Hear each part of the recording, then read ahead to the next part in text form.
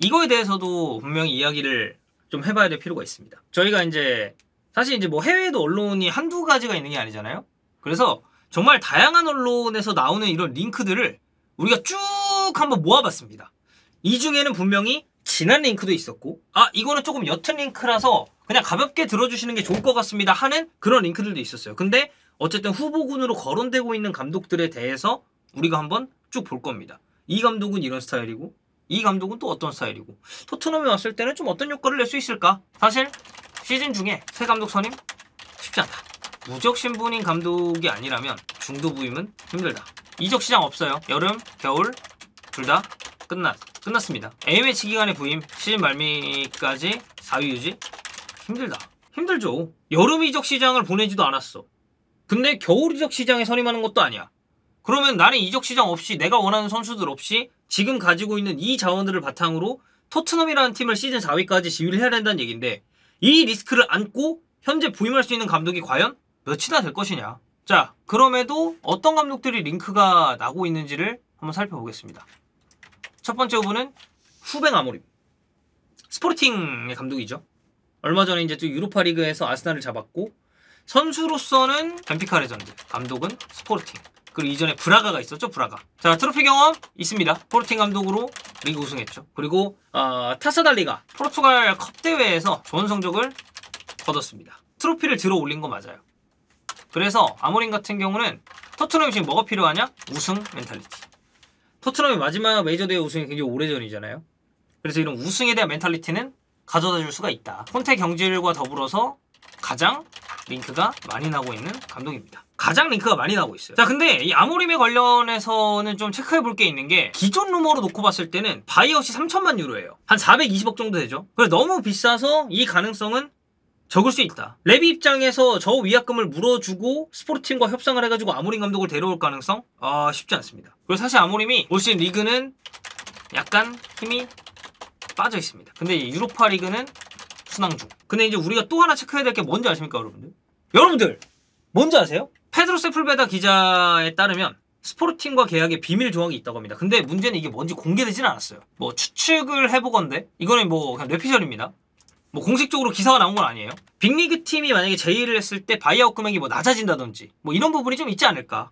자, 그래서 아모림 첫 번째 후보로 좀 생각을 해봤는데 일단 주로 쓰는 전술은 아모림 감독의 이런 스타일적인 것도 우리가 조금 봐야 될 필요가 있잖아요. 아모림은 지금 백스를 씁니다. 그래서 큰 틀에서 봤을 때 5-2-3 같은 그런 느낌을 써요. 위쪽으로 올라갔을 땐 3-2-5. 공격적인 부분에 스탠스를 많이 맞춥니다. 그리고 빌드업 전술 유연합니다. 그리고 중앙 미드필더를 활용하는 걸 보면은 공격적으로 배치하면서 그 페드로 곤살베스 같은 선수들 있죠. 그리고 모리타 히데마사도 마찬가지예요. 제가 이제 최근에 또 스포르팅 경기를 중계하지 않았습니까? 상당히 공격적으로 배치를 하면서 좀 재밌는 축구를 합니다. 그리고 또 하나는 페드로 포로와 제외 가능하다. 스포르팅에서 했던 것처럼 포로를 윙으로 올려서 측면의 부분 전술이 조금 더 디테일해질 수 있다. 자, 그래서 아모림을 좀 봤고 두 번째 후보는 이분이죠. 또체티노. 또체티노다. 토트넘 감독 관련 언급 굉장히 많다. 자, 일단 무적입니다. 정말 무적이라는 얘기가 아니고요. 팀이 없다는 이야기죠. 네. 근데 이제 포체티노의 단점을 좀 생각을 해보면 이제 이런 부분이죠. 내부적으로 포체티노 복귀를 반대한다는 얘기 분명히 있었어요. 그리고 팀을 굉장히 토트넘에서 오랫동안 맡다 보니까 안 좋은 모습 단점도 있어요. 그래서 구단 입장에서도 이 감독에 대한 리스크가 뭔지 알아. 그래서 좀 선임하기에 꺼려하는 부분이 있어요. 그리고 말미에 정말 안 좋았습니다. 트로피도 없었죠. 뭐 전술 스타일을 살펴봤을 때도 점유축구 그리고 라인 올립니다. 전술 스타일 일관됐어요. 유연 X. 트렌디하냐? 그것도 아닙니다. 공략의 여지? 충분하죠. 이미 겪어봤으니까. 그리고 이제 빌드업 체계 같은 경우도 선수 개인 능력에 좀 의존하는 경향이 있습니다. 1기 때는 그걸 맡았었던 게 크리스티안 에릭센이었죠. 에릭센이 있었는데 지금 누가 있죠? 없어요. 본인 능력으로 빌드업을 주도적으로 하고 풀어줄 선수가 없어요. 심지어 벤탄쿠르 아웃입니다. 그래서 포체티노는 지금으로서 그렇게 좋은 옵션으로 보이진 않는다. 자, 세 번째 후보 로베르토 데체르비. 지금 브라이튼 감독입니다. 일단 프리미어리그 경험 검증됐죠. 부임 후 굉장히 빠르게 본인 스타일을 녹였고 성과를 보여줄 수 있는 가능성이 있습니다. 지금 브라이튼에서 상당히 좋은 퍼포먼스를 내면서 FA컵 4강 갔어요, 브라이튼. 근데 이제 한 가지 우려점이 좀 있다면 리그 성적이 그렇게 좋은 편은 아닙니다. 데체르비가 지휘한 이 리그에서 8승 5무 6패. 근데 이제 여기 하나 생각해야 되는 건 이 패배는 부임 초기에 약간 있었음. 이후에 이제 팀이 좀 빠르게 안정되긴 했죠. 브라이튼이 이렇게 보면 참 좋은 감독들을 많이 데려와요. 자, 그럼 전술 스타일을 좀 보죠. 일단 빌드업 할 때 선수 위치나 동선 세부적인 부분을 신경 많이 씁니다. 왜? 이 감독도 약간 디테일이야. 디테일을 많이 잡아요. 공격 마무리, 빌드업, 일관된 일관된 스타일입니다. 큰 틀에서 봤을 때 선수들을 중앙에 좁게 하고 중앙 위주의 활용이 있어요. 그래서 숫자가 이제 측면에 좀 적을 수는 있는데 볼 운반이나 침투, 그러니까 약간 만능에 가까운 그런 선수들의 개인 능력이 요구될 수가 있습니다. 사실 이제 아스날 이적하기 전에 트로사르가 이제 이런 역할을 좀 많이 해줬죠. 볼 캐리도 했고, 그리고 뭐 침투도 잘해줬고, 득점, 도움 다 잘해줬죠. 그래서 이게 어떻게 보면 약점이 될 수도 있습니다. 상대가 작정하고 중앙을 틀어 막았을 때 공격에 있어서 어려움을 겪기도 하고, 추가적으로 이 감독이 공격적인 수비 라인을 지향을 해요. 좀 라인 올리면서 좀 공격적으로 플레이를 하다 보니까 지금 브라이튼어서는 그래도 좀 나아졌다는 평가가 있는데, 이 감독이 처음 주목받았던 게 이제 사스올로 시절이거든요.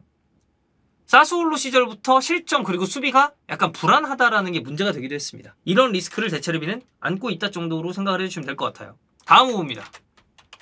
루이스 엔리케. 지금 마찬가지로 무적이에요. 가능성 존재한다. 스페인 감독이었죠. 로마노 얘기를 좀 들어보면 엔리케 가능한 빠른 시일 내에 감독직 복귀 원합니다. 근데 이제 여기 엔리케는 최근에 뭐 알레티 링크도 잠깐 있었죠. 그리고 추가적으로 영국 쪽 다수 매체에서 엔리케의 프리미어리그 행위에 대해서 약간 긍정적인 얘기를 했습니다. 긍정적인 보도가 있다.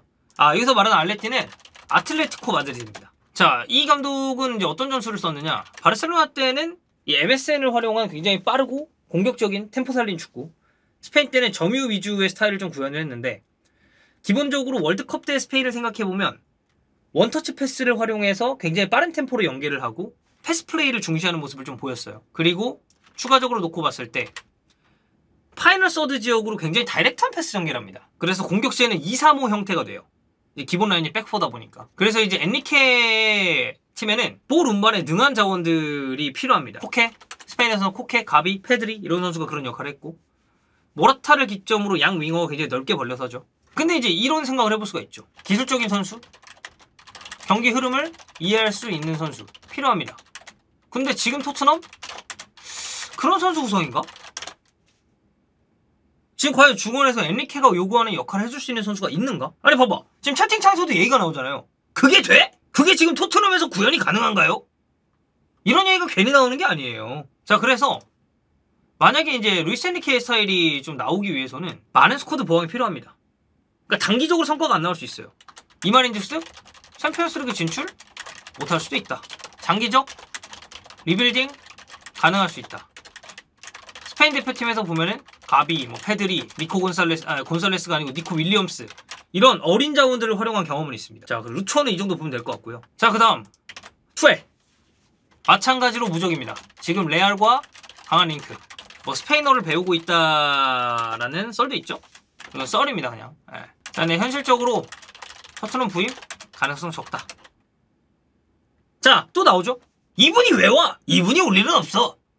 그래, 이게 사실 지금 현실이긴 해요. 자, 투엘 군더더기 없죠. 전술적으로 이 감독에 관련해서 사실 전술적으로 투엘이 뭔가 부족하다, 모자란다라는 의문을 품기에는 지금 링크라는 감독들 중에서는 압도적으로 최고입니다. 투엘 오면은 너무 좋지.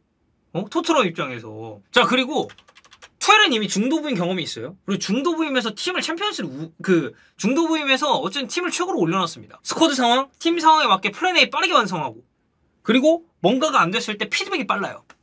백포로 썼다가 안 돼? 그럼 백스리로 바꿔. 야, 너 윙 가봐. 너 윙 별로야? 중앙으로 와.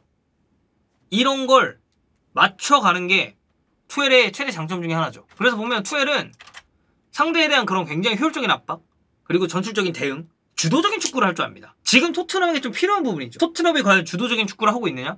아마 지금 보고 계시는 분들이 아니라고 하실 거예요. 콘테 보면 투엘은 선녀라고 하시는데 선녀가 아니라 진짜 지금 상황에 너무 적합한 감독이죠. 근데 말씀드렸듯이 현실적으로 성인 가능성 적다. 투엘은 그냥 가볍게 보는 정도로 하시면 될 것 같습니다. 그 다음 오늘의 6번째 후보, 올리버 글라스너.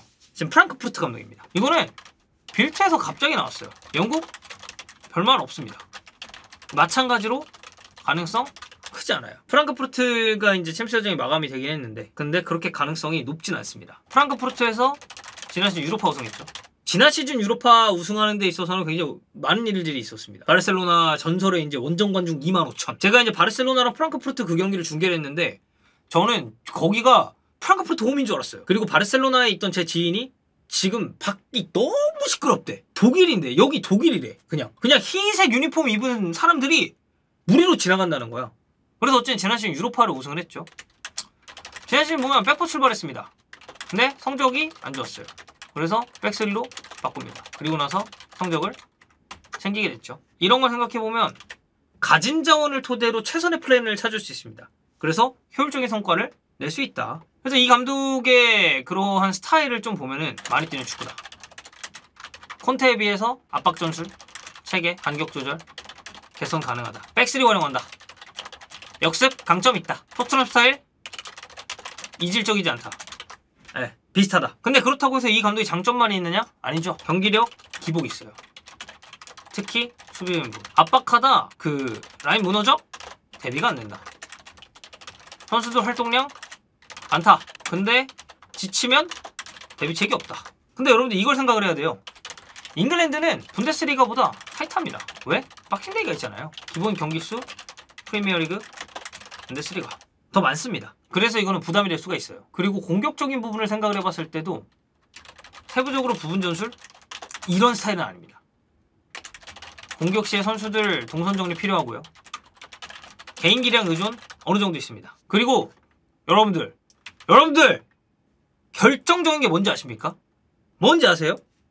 바로 프랑크푸르트 3월에 승리가 없어요. 즉 최근 성적이 별로다. 지난 시즌 유로파 우승 오케이. 그리고 프랑크푸르트에게 메이저 트로피 안긴 거 오케이. 근데 최근 성적이 안 좋습니다. 그래서 글라스너 선임 역시도 현실적으로 쉽지 않다. 자, 마지막 후보입니다. 라이언 메이슨. 가능성 높습니다.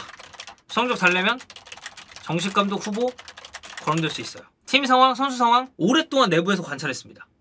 그리고 팀이랑 관계가 지속적으로 형성이 됐었죠. 왜냐면 메이슨은 계속 토트넘에 있었잖아. 어떤 감독이 오든 간에 메이슨은 토트넘에 있었어요. 근데 이런 부분을 생각을 해야죠. 메이슨 감독 대행했죠. 무리뉴 경질됐을 때 감독 대행했어요. 근데 냉정하게 보면 이 감독 대행 경험 부족합니다. 계속 코치 생활을 오래 했으니까. 자, 그럼 메이슨 전술은 어떻게 쓰는지도 한번 살펴봐야죠.